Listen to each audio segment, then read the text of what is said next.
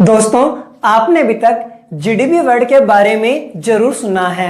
आपने गली मोहल्ले में, न्यूज़पेपर्स में, टेलीविजन चैनल्स के ऊपर या अन्य जगह आपके सामने ये जीडीपी वर्ड जरूर आया होगा। जब भी आपके सामने ये वर्ड आया है तो आपके माइंड में ये बात जरूर आई होगी, क्यों पॉलिटिकल पार्टीज इसके पीछे पड़े हैं, क्यों टीवी चैनल्स इसके पीछे पड़े हुए हैं, आखिर जीडीपी है क्या, इतना इंपॉर्टेंट क्यों है।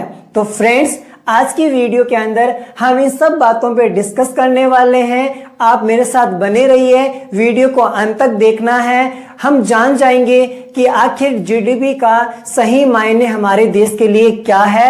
तो फ्रेंड्स, वीडियो स्टार्ट करते हैं।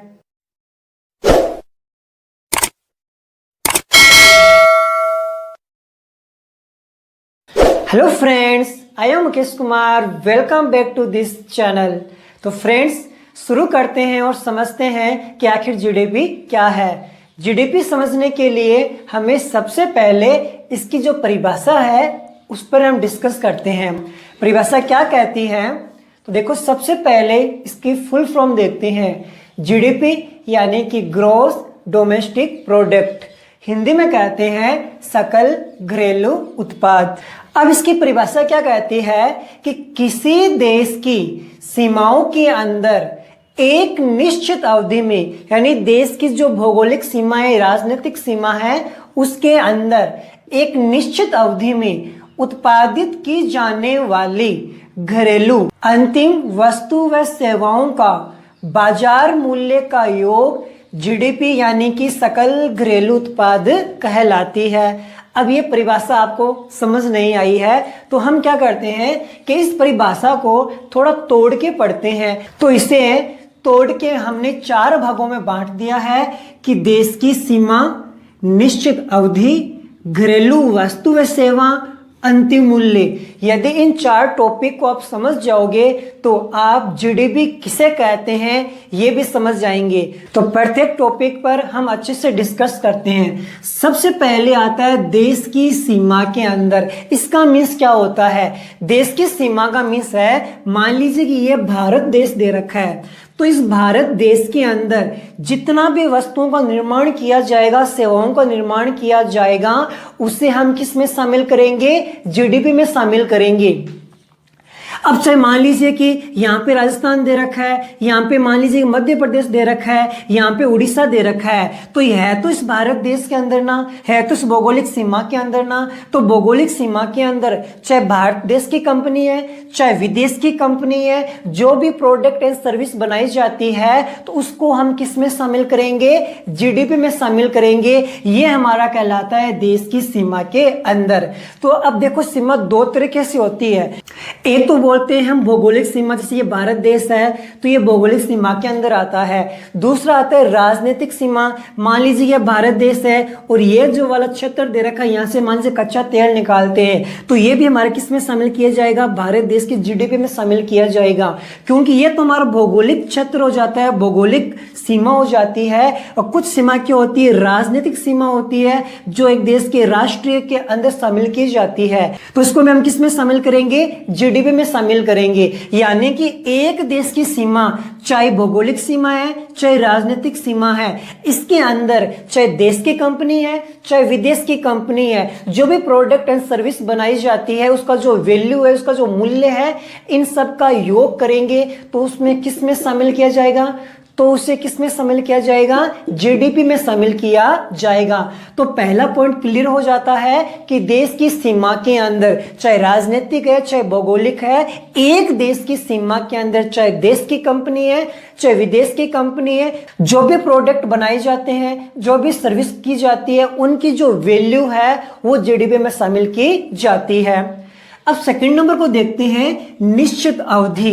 तो जीडीपी जब प्रायकर अध्ययन करते समय 1 वर्ष का अध्ययन किया जाता है। हालांकि कभी कभी जीडीपी कहीं पर 3 साल के या 5 साल के आधार पर निकाली जा सकती है, लेकिन आमतौर पर जो जीडीपी निकाली जाती है वो हमेशा किस पे निकाली जाती है? 1 वर्ष के अंदर। यानी कि 1 वर्ष के अंदर, 1 वर्ष के अंदर देश की भौगोलिक या राजनीतिक सीमाओं के अंदर, चाहे विदेश की कंपनी है, चाहे देश की कंपनी है, सबके द्वारा जितना भी प्रोडक्ट प्रोडक्शन किया जाता है, सर्विस की जाती है, उनकी जो वैल्यू होती है वो क्या करते हैं, जीडीपी में शामिल करते हैं। ये हमारा भी 2 नंबर पॉइंट क्लियर हो जाता है। अब हम 3 नंबर पॉइंट देखते हैं, घरेलू वस्तु व सेवाएं। अब घरेलू वस्तु व सेवाएं क्या होती है, तो इसमें 2 पॉइंट दे रखे हैं, एक तो वस्तु दे रखी है, एक दे रखी है सेवा।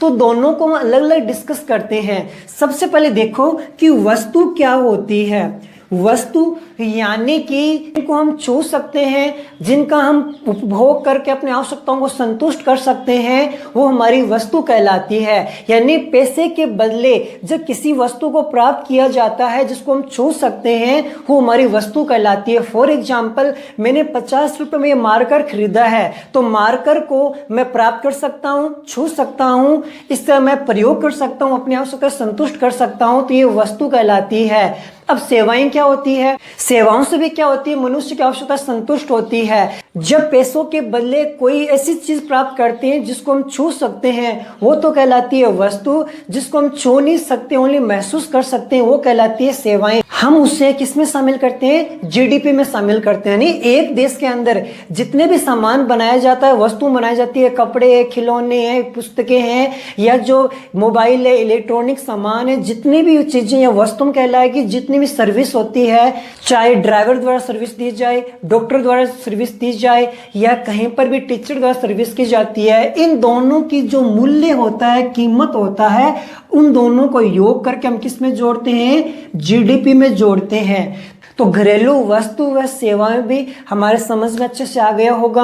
अब हम बात करते हैं कि अंतिम मूल्य क्या होता है। सबसे इंपॉर्टेंट टॉपिक है, क्योंकि अंतिम मूल्य जब बाजार के अंदर वस्तु बनकर तैयार हो जाती है, जिसे हम परचेज करके डायरेक्ट उपभोग करते हैं, वह वस्तु का मूल्य कहलाता है अंतिम मूल्य। फॉर एग्जाम्पल, मान लीजिए पहले ये बेसन था, बेसन से हमने गोल गोल टिक्की बना दी, और इससे हमने क्या बना दिया, स्वादिष्ट क्या बना दिया, गुलाब जामुन बना दिया।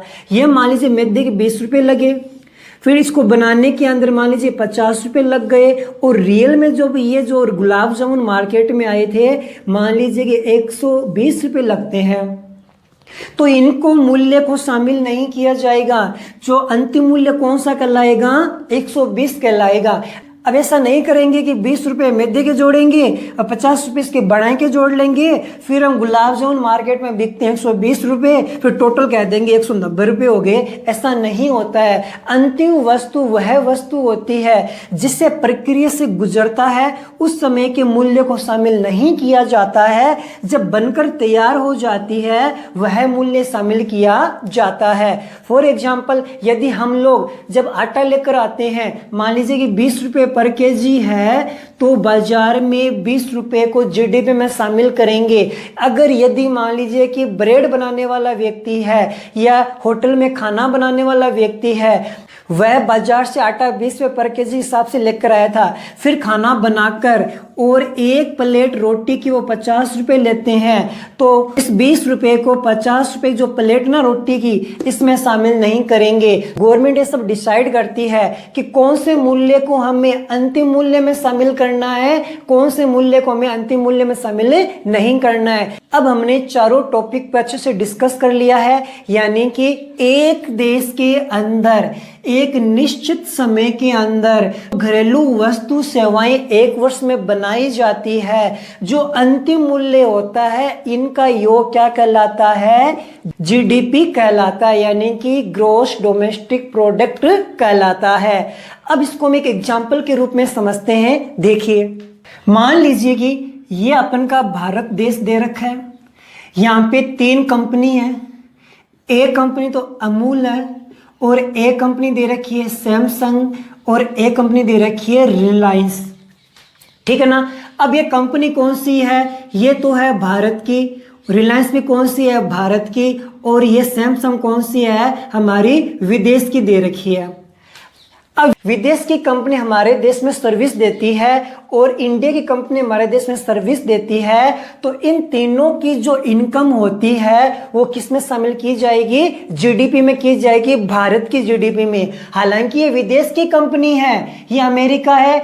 यहाँ के एक व्यक्ति ने हमारे देश में सैमसंग कंपनी खोल रखी है, तो इसकी जो जितनी भी इनकम होती है ये अमेरिका नहीं जाएगी, वो किस में शामिल किया जाएगा?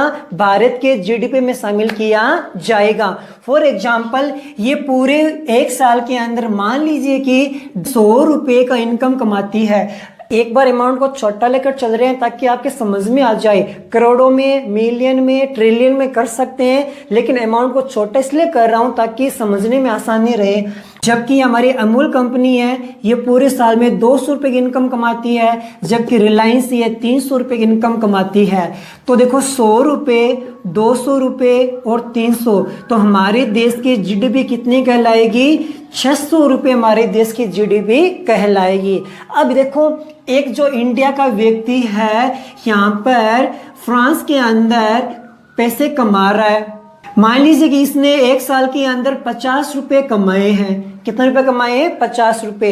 है तो ये इंडिया का, लेकिन कहां पर है? फ्रांस के अंदर है। तो इसकी जो इनकम है वो इंडिया में शामिल नहीं की जाएगी। कहां पर शामिल की जाएगी? फ्रांस के अंदर ही शामिल की जाएगी। ये हमारी कहलाती है जीडीपी।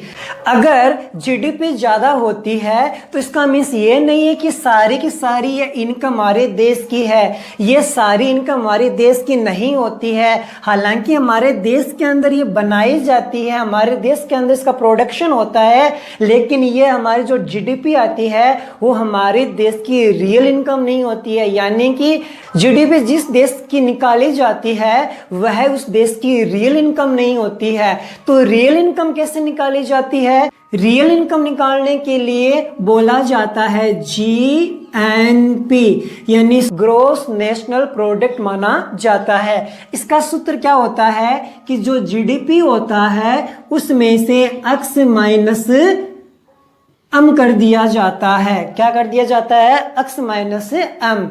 एक्स का मीन्स होता है कि जो हमारे देश में जो विदेश की जो इनकम है वो क्या कर दिया जाएगा?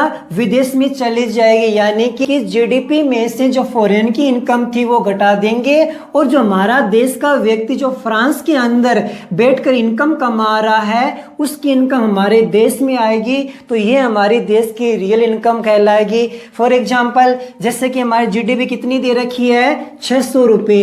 इसमें से एक्स का मतलब है कि जो हमारे देश में विदेश की कंपनी पैसे कमा रही है उसको घटा देंगे।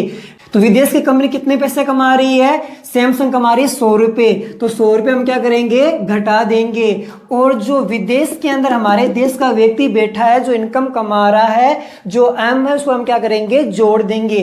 तो विदेश में हमारा देश का व्यक्ति कितना पैसा कमा रहा है? 50 रुपए। इसको हम क्या करेंगे? जोड़ देंगे। 600 में से 100 जाएंगे, 500 प्लस 50, तो हमारे देश की जो रियल इनकम है वो हमारी कहलाएगी 550। ये कहलाती है जीएनपी।